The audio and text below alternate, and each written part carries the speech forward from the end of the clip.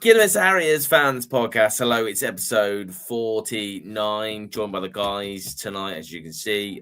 John's kept his word and kept his beard, which is beautiful. John, beautiful. Thank you for that. For you, Nick and Dan both in with their sound problems. So fingers crossed, I managed to keep it. So that'll be really good.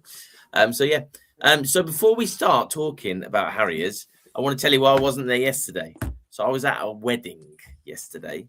And then you go to a wedding and you have food. Food was lovely. And then you have the dance, the first dance, then everyone joins in and stuff. And it became apparent that everyone was a bit younger than me. And I'll be honest with you, they needed musical education. So I had a chat with the DJ, but he wasn't listening to me. And I was like, just play this song. They'll get it. They'll get it. And then anyway, it was like, I can't. It turned out he couldn't play it because he'd pre-mixed all the songs. He was just sat there doing nothing, pre-mixed all the songs. Anyway, the song I wanted him to play, I've got to play it, was this. Legend.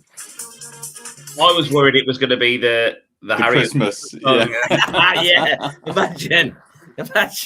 Come on. Yes, there we go. Tuesday night, we didn't do one on Wednesday. So Tuesday night, I got a message from John. We've all got a message from John Smith saying, but this was about 7:00 ish. John was like, "Oh my God, what? The team's come out and we haven't even got any strikers on the pitch. We haven't got one striker. How are we going to score?" Hey, John, that went out all right, didn't it? That worked out fine, I think, in the end. What's your thoughts on Tuesday, John? I looked at that team and I thought, blimey, he thinks he's the non-league Pep with a false 9. Turns out he was. Yeah. I mean, he'd obviously done his homework on Morecambe very well, and he got it absolutely spot on. Having the two quick wide men just tore them apart. Morecambe, for better or worse, turns out on Tuesday it was for worse. Play the highest line I've ever seen at Agborough, I think. And they just play gung-ho attacking football. I mean, their transitions were great, but then, with no end product in the few occasions they got in the right positions, they were just so exposed at the back. If there was a heat map, their own half would be freezing cold. And Murray had obviously seen how they'd been playing. Obviously, Stuart Watkins came out in the week, didn't he, and said that despite some of the results that they've had, they're a really, really good attacking side. They got a good draw yesterday, home to Scunthorpe, 2 apiece, which is crazy, isn't it, really? When you see what we saw on Tuesday night and then to go and beat a playoff contender, to draw and get a point with a playoff contender is interesting. They seem to be the most inconsistent team out there, don't they? But they have some players. Going forward, but fantastically enjoyable night at Agborough. So, quiz question for those watching, which I've already posed to the panel. Yeah. When was the last time Kidderminster Harriers won 6-2? And it has happened. But when was the last time? So if anyone knows that, drop it in the comments. I thought it was a really, really enjoyable night. Fantastic night at Agborough. The attendance, as I thought it would be, was around 1,500.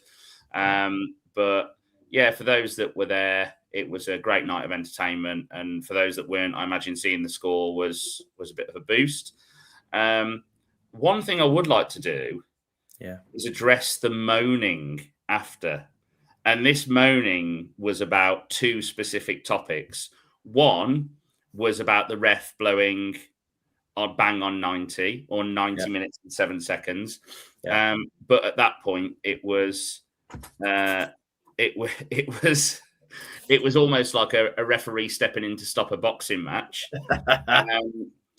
But then the other moaning was about the goal music. So after every goal, Scott Jones was playing Green Light by, I think it's Pitbull. I don't know. Was it the Luke Littler song? Yeah, it's the Luke Littler entrance song. And I loved it. I thought that was fantastic. And, I don't think it'd take long to get that going and get us all chanting it after a goal. But there was a lot of moaning about it. So I don't know what everyone's thoughts were on that. But I thought that was a great move by Scott Jones. And he's obviously had some complaints, and it wasn't there yesterday. But I'd say go for it, Scott. Keep it up. The more we can create atmosphere and energy, the better. This is, by the way, John, it was Southport at home 21-22 season. I don't think it was. I think it was. It wasn't that season, but I will double check as we go along. But was it? Yeah, a 6-2 win. Oh, 6-2 win. Anyway, John, for you, evening, Jen, says Chris. I was standing behind John yesterday. Didn't want to bother him as he looked like he was enjoying his chips too much. Now that can't be true. Carbs, John, surely. Chris, I'll tell you what. I was tucking into that chicken tikka and chips like there was no tomorrow, and it was delicious as always. And my son Rory, who a lot of the regular listeners will probably know as well, he took advantage of the meal deal, the pizza baguette and chips. So for vegetarians, that's another option out there. Someone's commented with the correct answer. Evesham in the Worcestershire Senior Cup in 2012, we won 6-2, and it was the debut of one Marvin Johnson, who we'd just signed from Romulus, and he scored a hat-trick on his debut. But was your question when Harriers last scored 6, or was your question when we last won 6-2? Last won 6-2. I think that's the only other time in our history we've won 6-2. Fair dues. By the way, Dr. Stephen's in the house, and he asked the most important question of all, John, for you. John, you up for the cup now? Oh, that's a big question, Dr. Stephen.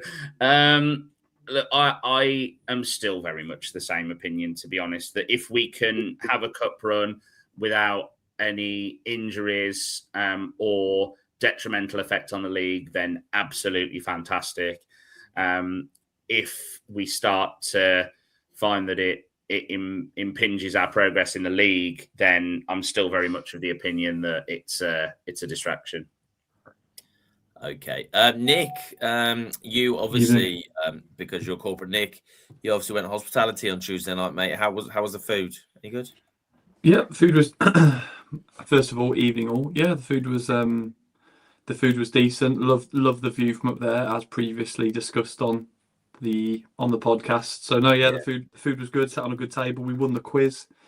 Played an instrumental part in that, so I was pleased with my evening's work. And then ultimately, similar to what John said, really, I saw over the course of the last few weeks, including the Fylde game, etc., I started to see a team that just play with that tempo, play with an energy where you watch it and it really sort of it gets the juices flowing. It's what you want to see from your team, and I sort of expected us to play like this from earlier on.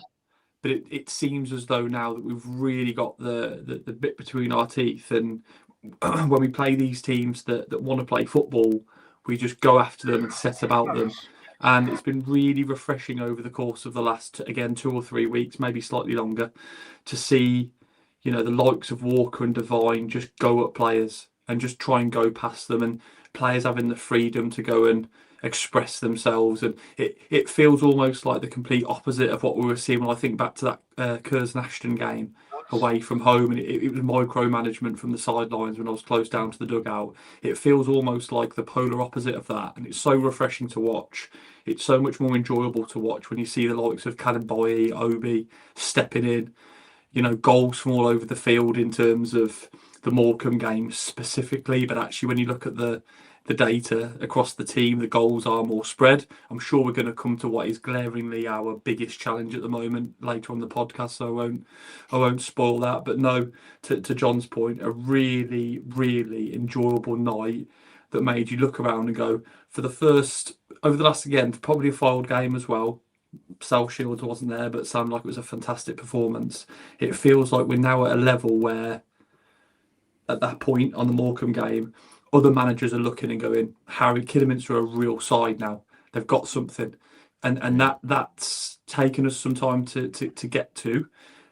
But we've got to go and continue to grasp it now, because your likes of Walker and Devine and some of the other young lads that we've got aren't going to be here forever if they continue to progress and learn and develop. And the key thing is that when you get these kind of players, you have to make the most of them. You have to maximise them. And at the minute, and again, we'll come to it, I'm not quite sure we're quite doing that, where in these clutch games, in these moments like yesterday, where we should have won the game over the course of the 98 minutes or whatever it was. I think there's one last thing from me on Tuesday night, which is, I'm not sure how to say the guy's name, Anane, the lad on loan from Leicester.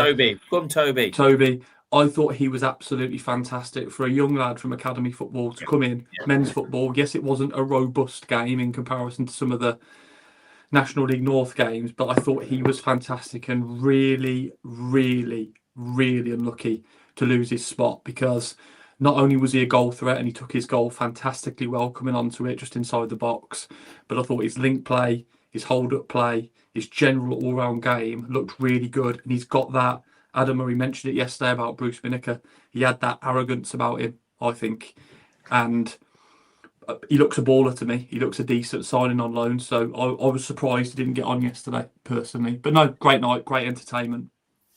How long's Toby on loan for? Is it just a month again, or are we got to the end of the season? Does anyone know?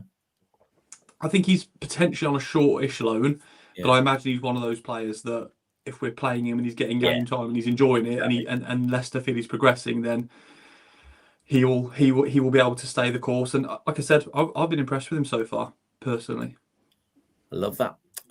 Talking about, I could talk about food all the time, but talk a little bit more. The steak and chips of the Harriers is by far the best food you can get at most non-league football grounds. It is a tenner, mind, but it is steak and chips and the sauce, so expected that price. But yeah, that's ounce, isn't it? I still haven't been to one of the restaurants. It is, yeah. Yeah, really good. And I agree. It's fantastic. I think it's the only. The only thing is, I'm usually in the arms until about 2:57, to the point where actually, as Rory and I walked into the ground yesterday, lovely Mrs. Fenton on the turnstile said, "Oh, I know that's nearly everyone if you two are coming in." So, I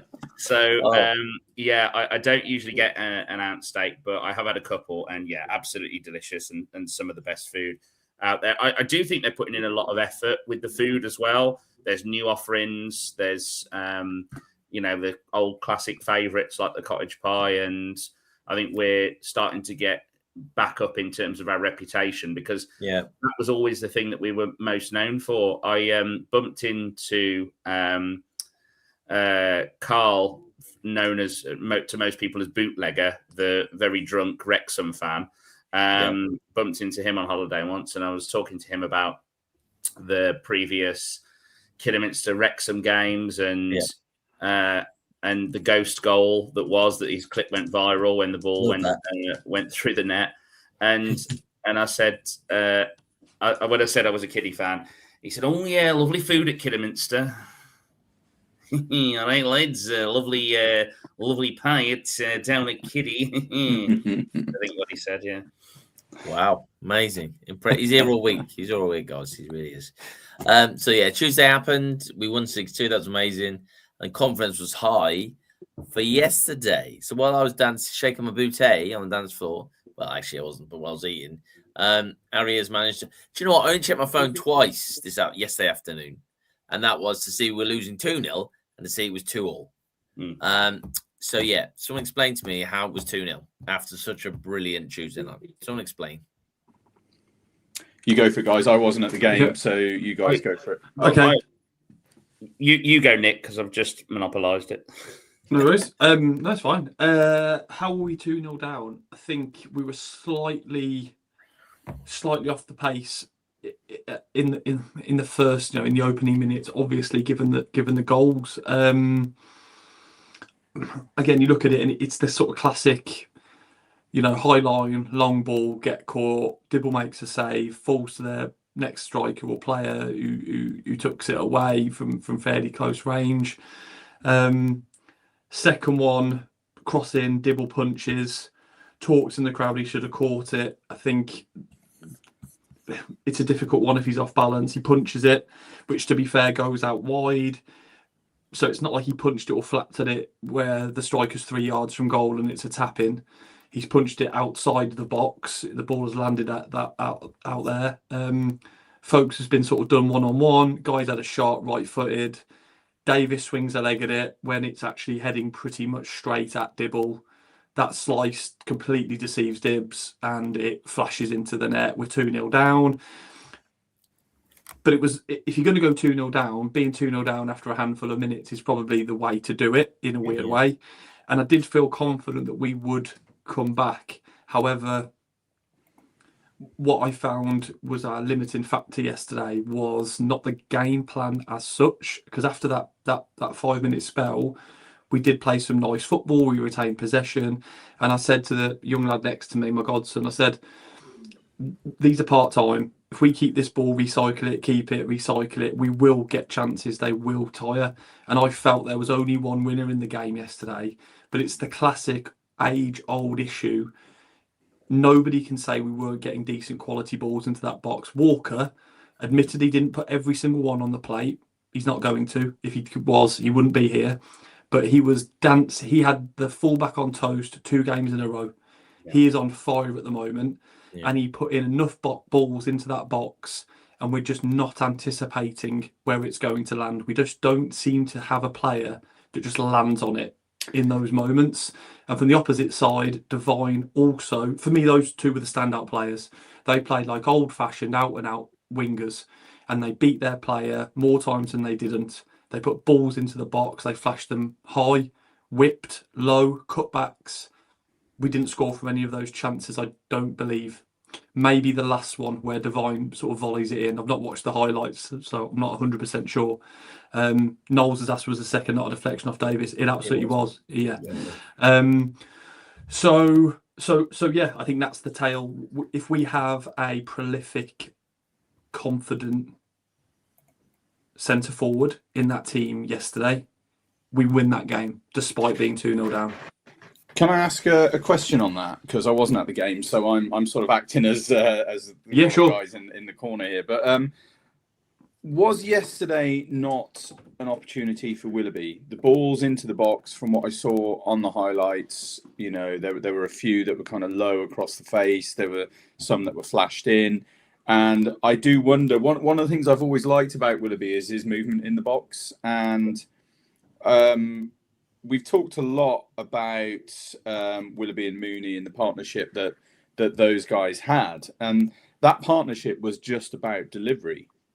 It was about putting the ball into the right place for Willoughby to then be able to do what he does. And I was disappointed to see him not on the bench yesterday. I do like having Willoughby around the squad. There's a lot about him I do like, and whether there's an injury issue or an illness issue or something else that kept him off the bench.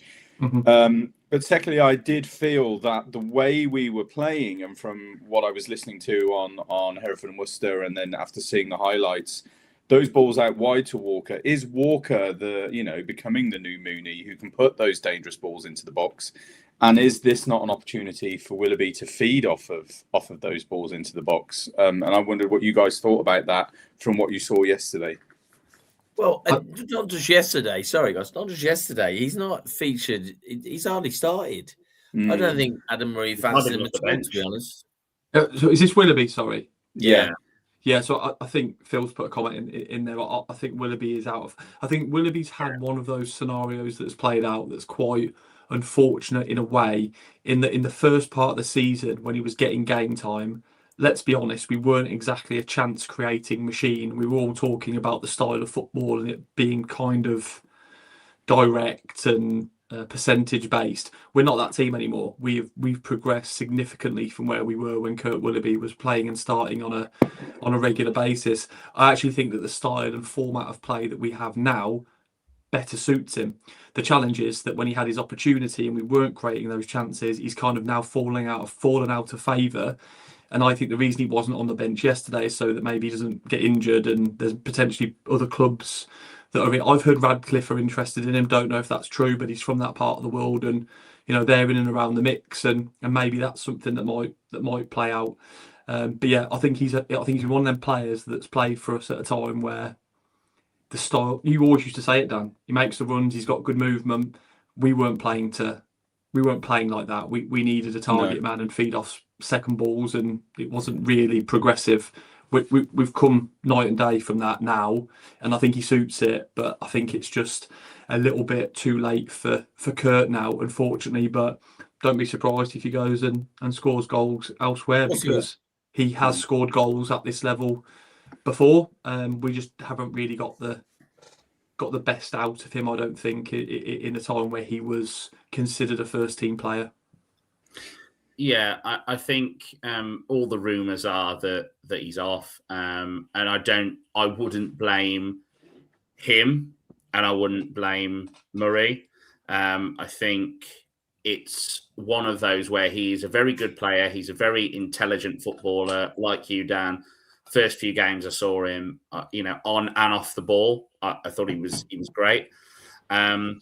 It just hasn't worked, and it just sometimes it just doesn't, and that's not necessarily the fault of the player. He may go to Radcliffe and score 10, 12 in what remains of the season. He may go and get 2 or 3 off his arse, but the fact is he wants to play football. He didn't sign for us to play 10 minutes a week, and Murray wants those players on the pitch that he feels are going to be game winners, and it's clear that he just doesn't fancy Willoughby as that. He certainly rates him as a footballer, as I think we all do, and it's a difficult one because a lot of the players that don't have an impact who leave, I think most fans are going, oh God, thank God they've gone, or I'm really pleased to see them go because they haven't done the business. But I don't think that's the case with Kurt. Most Harriers fans that I speak to appreciate that he is a really good quality player in the National League North. It just hasn't worked. It just hasn't been a fit for him here. I expect that at some point this week there'll probably be an announcement that he's off. But I wish him all the best, and I think it's if he does go, I think that's probably the best for all parties. If he does go, he's going to score loads of goals wherever he goes, and let's be honest, that's just what always happens. That seems to be what happens with ex-Harriers players. I do agree with that. I think I've always liked the look of Kurt Willoughby. I think the timing was probably wrong. I think that's the major point, isn't it? That we weren't playing the right style of football for him when we lost Mooney. Things have settled. Things are coming together, and it almost feels, I don't know, ironic that now we're asking for a striker, and maybe Kurt Willoughby would have been the right person, and he's ending up moving elsewhere. I'm seeing in the comments a few people saying that they would rather have Kurt Willoughby over Hemo, which I don't know. I don't quite know how I feel about that comment. What do you guys think? Which comment? So there's from Dr. Stevens put, I would have Kurt over Hemo. And then someone's agreed with that as well. Absolutely not for me. I don't think it was Hemo's best game yesterday, but you put him up against that back two, one of which being Luke Waterfall, and he's on a hiding to nothing, really. I thought it was more that they did a job on him than he was really poor yesterday. Although I've spoken to people who just thought that he was out of the game. But for me, he looked out of position. And I know that sounds weird, but when he's been playing on the right, I've absolutely loved watching him since he's been back, and I think that it's not necessarily that he's going to be able to play that in that system where we're hitting the line and going for the crosses and percentage balls, but I think that the way that he's brought the control of the game back into our hands has been brilliant, and I think that he hasn't really been given much credit since he's come back. But I don't think it's any coincidence that his return has coincided with us going on this unbeaten run. I think that he, if you just had a player cam on him for 90 minutes, the way that he manages to control the game is fantastic. That his vision for a pass is brilliant. It doesn't seem like he's going to be that man at the minute that's going to be on the end of all those chances. It feels more like he's going to be creating them, it's a different Hemo than we had last time. He's come back as a different player. If you compared 5 games from his last tenure to 5 games from this spell, you wouldn't think it was the same player. So moving on a little bit, what does the panel think of Tunney's departure? I've got to be honest, I wasn't surprised when he went, because I kind of think Bird's on the way back. He must be like weeks away. And I just kind of thought age is not on his side, is it, Tunney, really? I don't think. And although when he played, we never lost. When he was involved in the team, we never lost. I just can't really see him getting past the 2 big fellas and Owen Evans, who's just on fire at the moment. I don't know what you guys are reckoning about that, but I think. Sorry, go on, John. Sorry, Dan. Rather, no, go on. I think much in the same way as we're talking about Kurt here. I think the same rules apply to Tunney. I think Tunney wants to play football. I think he wasn't brought into this squad as a bench warmer. I think he feels himself. He still has legs in his career, and he's a good footballer. I think it's disappointing that it hasn't worked out with him for me, because he felt like one of the big signings of the summer. He felt like one of the players that really kind of brought some excitement. So I was a bit disappointed. I've been disappointed for a few months, really, the fact that he just doesn't seem to be included. But who are you going to replace him with? That's the issue. As in the current squad, who would you replace? Would you bring Tunney in? Who would you take out? And I don't think there's anyone you would take out from that current back 4. I think it's solid. Can I just make a point on Tunnicliffe? Just following on from what you've said, I know John's a big fan, and I was a huge fan of Tunnicliffe in his first spell when we played or tried to play total football under Eustace, and it really suited him. And certainly at Agborough, I thought he was phenomenal the first season alongside Keith Lowe and Francis Angol, etc. But I think the way that we are now trying to press not every team, but a lot of teams in their own half doesn't suit his game whatsoever. He has no pace. I mean, within the first sort of couple of games of the season, he looked to have seriously degraded from a acceleration point of view. And with the way that we now play, I actually don't think he suits how we play. And I think that also will play a part in his departure, alongside the fact you would expect, given he was a flagship signing, which he was. I mean, if you look at the summer window, you would say he was the marquee signing, I would probably say.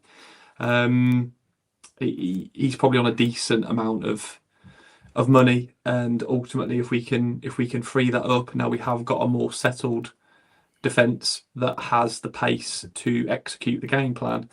I think it's probably a sensible move for all parties. And whilst I would be surprised to be saying this in July, August, when we had him in, I was really excited. I actually think now it's a good move. I don't think he suits what we're trying to now. I think if I can just raise that, I think getting Owen Evans on a is it a 2-year deal or 1.5-year deal, that's an absolute win for us. That is, Owen Evans has been superb since he's come into the squad. He's freed up Divine in a way I wasn't expecting, and suddenly Divine looks great as well. And I think with Divine is, I don't think he particularly likes defending, and he likes the fact that he can push forward. He knows he's covered from behind. But also Owen Evans coming forward looks fantastic, running into that space in the middle. So big up to Adam Murray for getting that pen to paper, because I think that's a real coup for us. I completely agree, Dan. I think that's a real sign of intention from the club. Owen Evans was my man of the match yesterday. I think he's just been absolutely superb since he's come in, and it was unfortunate that he didn't join us from the start of the season, but he had an injury. The Hereford game and yesterday, that there's some real standout performances from him, and the fact that he drives forward with such confidence, but also intelligence. It's not like reckless abandon, and I'd say that for the whole back line really, but especially Owen Evans' ability to know when to play the right pass. He's a very, very, again, we said it about Willoughby, he's another very intelligent footballer. With Tunnicliffe, I think Tunnicliffe is really effectively utilised in a back three, where you then could allow Obi and PK that space to drive forward, and he will marshal that well. With our current system, I don't see how he fits in, because I think we've seen over the past few weeks, we noticed it first against Files, where you have Obi especially, but also PK, pressing forward when we're in possession and out of possession, either pressing to regain the ball or pressing to support the attack. And that's how Obi's ended up on the end of so much, not just off corners, and he's actually been pressing to support the forward line, and the fact that Murray is allowing them the freedom to do that, and finding a way to still control things defensively. I think he deserves credit for playing to the players' strengths as well. I'm looking at the comments. Does Sonny go mean we are pretty sure Callum Bailly is staying for the season? It's a good That's question. coming from Andy. What do you reckon? You'd anticipate there's some kind of verbal agreement or words to that effect in place. You would think, but to your point, Wes, we have got Pierce Bird, who, to be honest, I've completely forgotten about, on his way back. And look, if we do move Kurt Willoughby, TSS on, Giassi's already gone, Tunnicliffe has already gone. You would like to think that is a substantial amount of wage bill, on the assumption we're not already over budget at that point, to go and invest and really bring in. We should have the capacity for another couple of good level players with that level of finance back in the kitty. So yeah, you'd be disappointed if there wasn't a contingency plan for Tunnicliffe moving on. And given how Stuart Watkins says how meticulous Adam Murray is in his preparation, I'd be surprised if there wasn't a plan in place. Do you think, right? How many players do you think we're missing to have a team that challenges? I think in my opinion, it's one, and that's someone who scores goals up front, a striker who scores goals. I think that's the only thing. Obviously, you'll disagree with that, John. What I thought? No, I won't disagree. I think we do need an out and out goal scorer. I think a lot of people thought when we re-signed Hemo that was going to be our out and out goal scorer, and he was going to come in and play as he did from January last year. But his game's changed. His game has changed, and we need to realise that and say, okay, we still need an out and out goal scorer. I thought that would be Kurt Willoughby when we signed him. And when I saw him play in the first few games, I thought, here's someone who's going to be on the end of things and finding the net. As I said, it hasn't worked. Show Silva is not a goal scorer. What's his average? 2 a year, something like that. And Morgs, his game for really the past 3 seasons, but especially this season, his game has not been based around getting on the end of chances. It's been based around flick-ons and creating balls for people. We don't have an out-and-out goal scorer that can play off a big man if we do play one. I, like most of you, have heard that not only will Willoughby be moving on, but also Show Silva will be too. I think that's the right decision. I think he's he's probably the smiliest guy you'll ever meet. Like, he's got like the most beaming smile when you actually chat to him. But again, it's not worked for him here. He's been brought in to, I think, essentially be a bit of a replacement or an alternative to Amari Morgan-Smith. And then I think after a few games of putting everything into him, making him captain and giving his full faith in him, Murray's realised actually Amari still does that job better anyway. Yeah. I think I was probably at Toby Show-Silver's only really good game, which was Chester away. I think since then he's been pretty poor, and I would imagine by his own admission he would say he's not been up to the standard. He's not really added anything massively to the team. I don't know anyone. I've not spoken to anyone who disagrees with me on that. And yeah, wish him all the best for the future. But I think, again, similar to Willoughby, I think we'd expect an announcement in the next week or so that he'd be moving on. And I think that would most definitely be the right decision. Nick, you want to talk about Dibble? Sure. I think just quickly on the striker front before we close that one down, I think there's two names that I've heard mentioned, which are Callum Stewart and Connor Hall.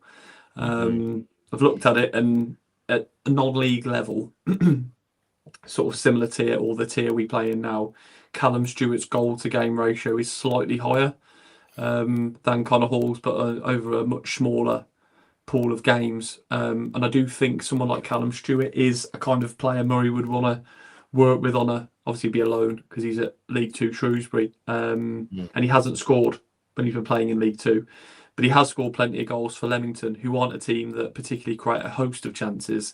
And he plays in that sort of, he can play like a false nine role, but he also just looks a really good footballer. But that led me to think of another name that hasn't been mentioned since the summer, who has links with Murray, and he was the top scorer for Eastbourne last season. I think it's George Alexander. Yeah. I think he went to Leyton Orient, but can't seem to find anything on him. I don't know if he's getting game time. I did try to have a quick look before the podcast. Like I said, not sure if he's getting game time. He might be, but if he's not, I'm just throwing that one out there as a.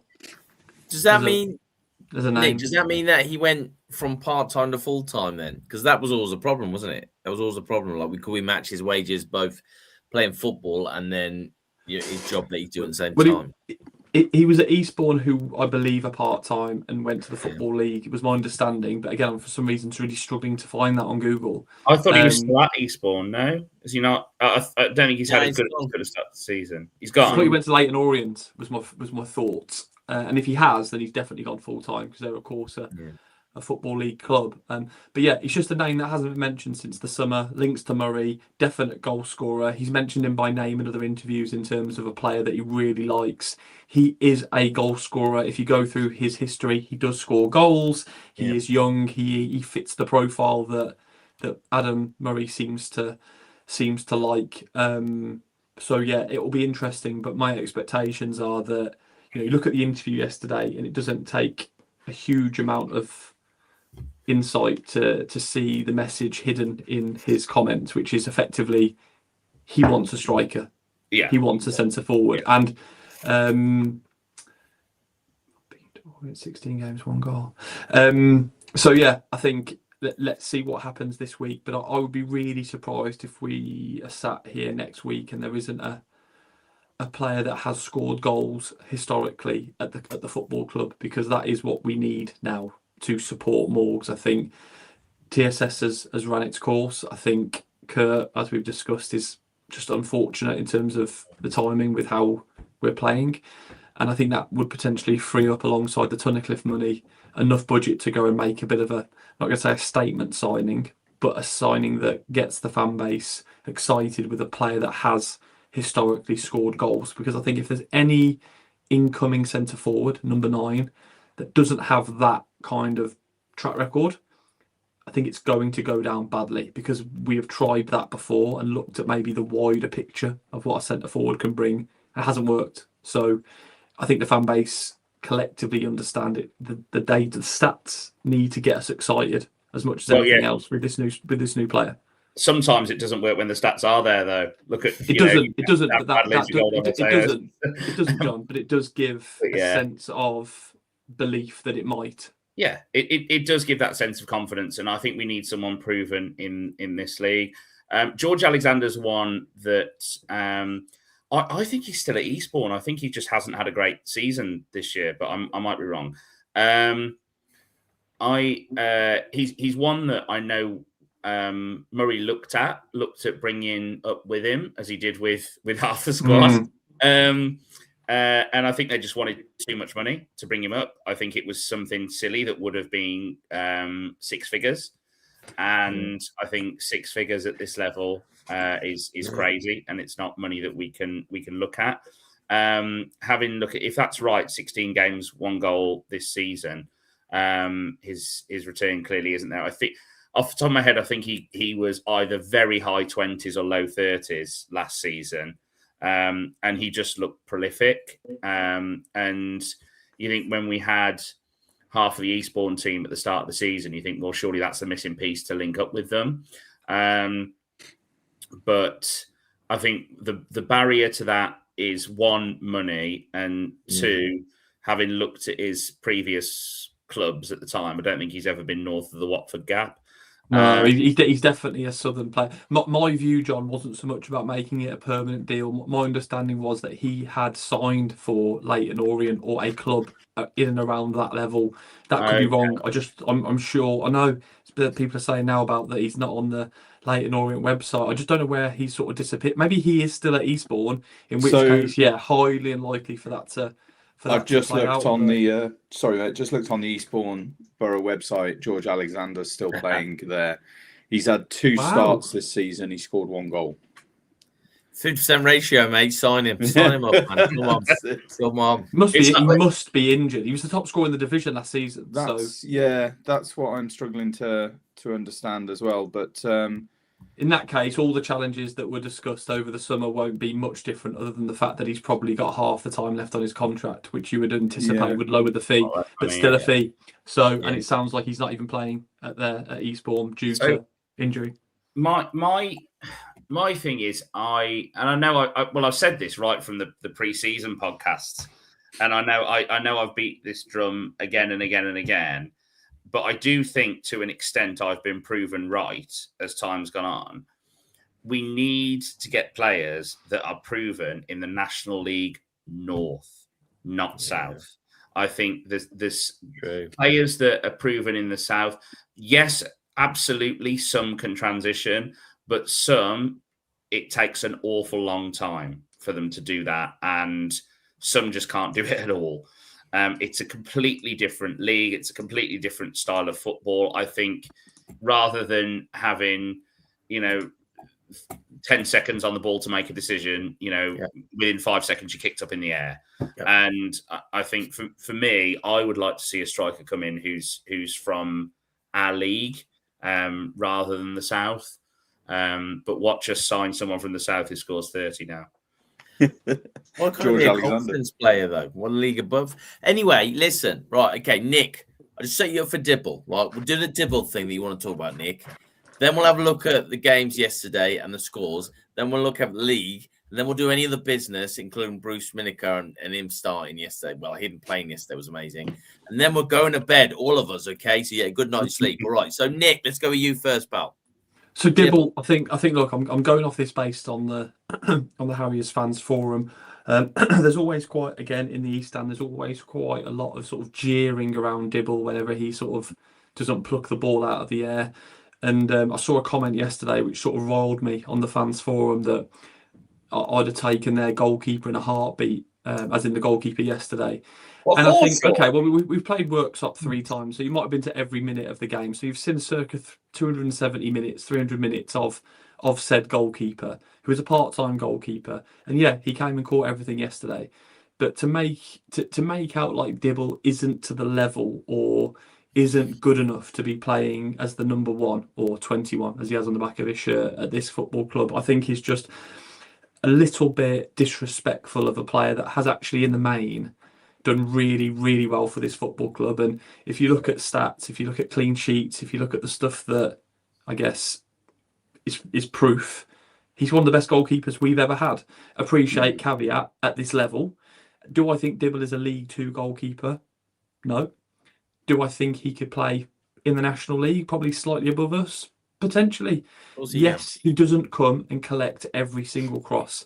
The challenge is when you're 6'5" and a big guy, people think you're just going to come out, claim the ball, catch it every single time. Dibble's strengths are his shot stopping. I think he's adapted really, really well from a non-goalkeeping perspective almost under Murray, where he's much better at passing. Clipped a lovely ball out to Devine yesterday, literally pinpoint. So I think his ability with the ball at his feet has improved since Murray's come in.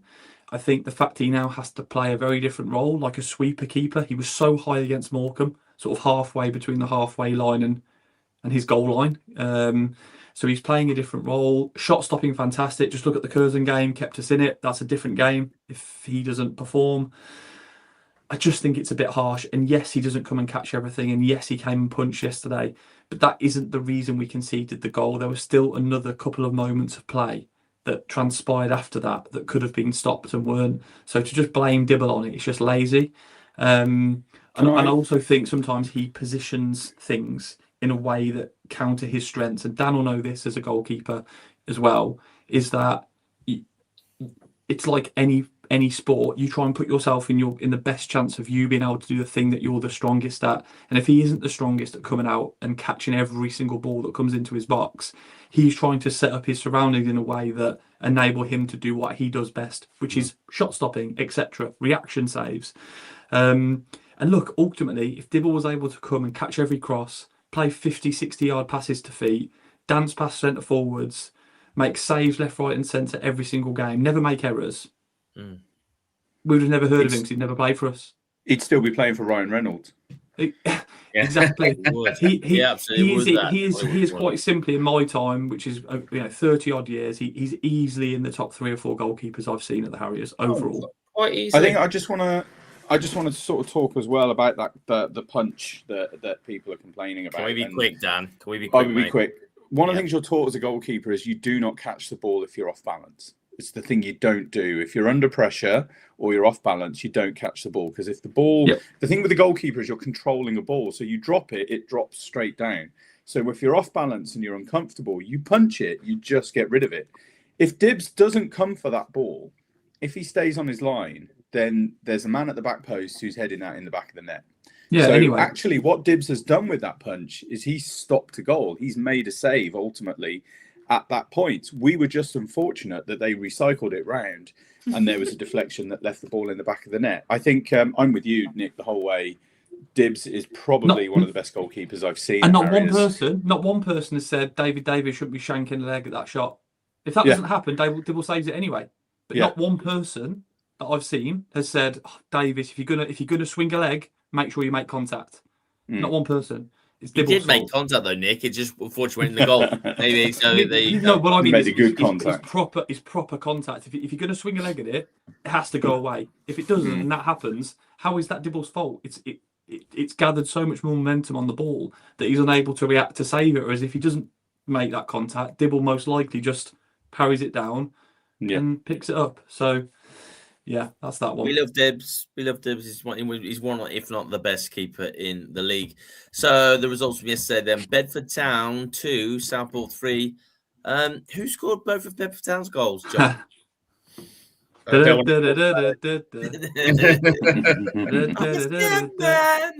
Yes, he did.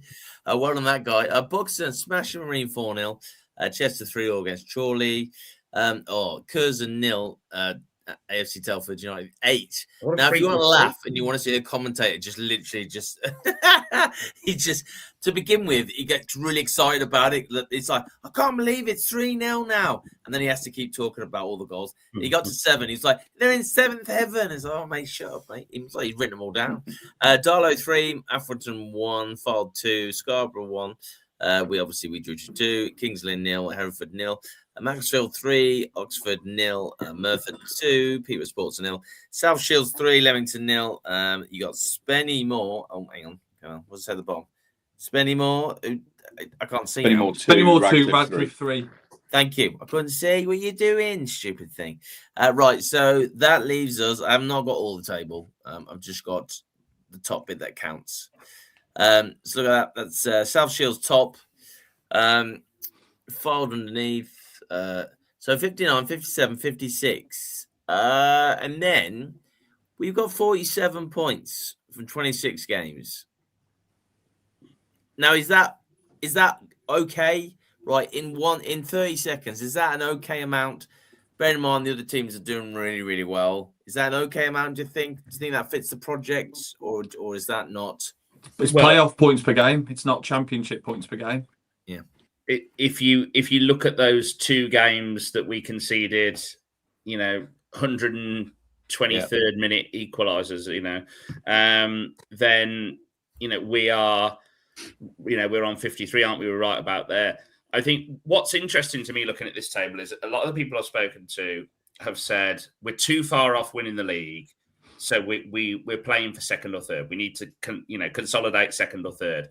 But when you look at that, we're 9 points off third, which is a hell of a lot, really, to make back on teams at this stage, and we're 12 points off the league. So, whether it's second or third of the league, we've still got to do the same work, pretty much. We're not far off if we get to second or third off being on the same points total. I think what's really encouraging for me, looking at that, is we're 10 points safe in the playoffs. 10 points safe in the playoffs, and it's not even February. So I thought you were going to say we're 10 points clear of relegation then, John, but that maths wouldn't have worked, I don't think. No, we're well clear of relegation. I think the one thing we can safely say is we're not getting relegated. Yes. We will not be playing Southern Prem Central. Always positive, John. Always positive with you, pal. Just for some leveler as well, John, and the guys, if you look at the top 3, so Merthyr, Fylde, South Shields, they are all on over 2 points a game, which is championship numbers. Like 2 points a game is normally enough to win the championship. So for 3 sides, one of which being a promoted side, to be in that position is quite unusual, I would imagine. I'm not even sure Brackley won the league with 2 points a game last season. If they were, it was just over or just below. So to have 3 teams, you've got a real title race on your hands there. And yes, Merthyr have lost Ricardo Reis, but they're still scoring lots of goals. They still seem. Yeah. I think the system at Merthyr creates chances, and that's why their goals. I mean, look at their goal tally. They've scored 64. We're on 36, and I appreciate they didn't score against us, but still, that is very, very, very impressive. But yeah, South Shields are on 2.2 points a game. I mean, that is insane. I know we've got Merthyr coming up at home on 10th of Feb, but for me, the bigger games are Scarborough next week. Yes. And Darlow on the 14th, I think. Yeah. Valentine's. Because if we win both of those, we start to put some serious distance between ourselves and the other playoff contenders. And if we get to 12 or 15 points safe in those playoffs, that's all I think we need. Whether we're finishing second or seventh, okay, we've got to play one less game, but where's that ever got us? I think all we need to do is solidify our place in the playoffs. And if we beat Scarborough and we beat Darlow, then wow, I think we are almost, I don't want to, say this too soon, but almost assured playoffs, which is exactly what we thought we were going to get at the start of the season. And maybe we didn't after the Marine game, but, we need to be looking down at the teams around us as much as we're looking up at the teams around us. Agreed. Yeah, what you're saying, John, is work harder. No, work smarter, not harder. I get it. I get what you're saying. No, I think I was saying win football games, but yeah. No, you weren't. You said what I said. Thank you very much. Right, any other business? Let's go there because we've got 6 minutes left. obviously, it was his debut yesterday, Bruce. Was it his debut? Because he's been kidding all his unless life. you count the Worcestershire Senior Cup, which you know I do. What? Yeah, go on. Yeah, that was his first team debut, and you know, it's just always so good to see not only people from the town, but people coming through the academy pull on the famous red and white. And I hope he enjoyed it. I hope his family enjoyed it and his friends. And it seems like it was a great day for all. Mentioned as the best finisher at the club. Adam Murray said he's the best finisher at the club. He's got high hopes for him by the sounds of it. Wow, yeah, exactly. Can he play up front? I think he's like a can, isn't he? Oh, well, there you go. Well, why are we looking on the bases then if he's just there? So any of the businesses there, congratulations to Bruce for that. Scarborough, I hope everyone's booked their hotels. I'm staying at a golf place. I can't remember what it's called now. It's ridiculous. It's golf. It's not even open really during the off season because it's January, and they're like, there's been no one on reception. There'll be no one on reception. You can't get your key till 5 o'clock. Is it going to be like that hotel on Only Fools and Horses on the bank holiday on the Jolly Boys outing? Yeah, probably. The Villa Bella. The Villa Bella. That's it.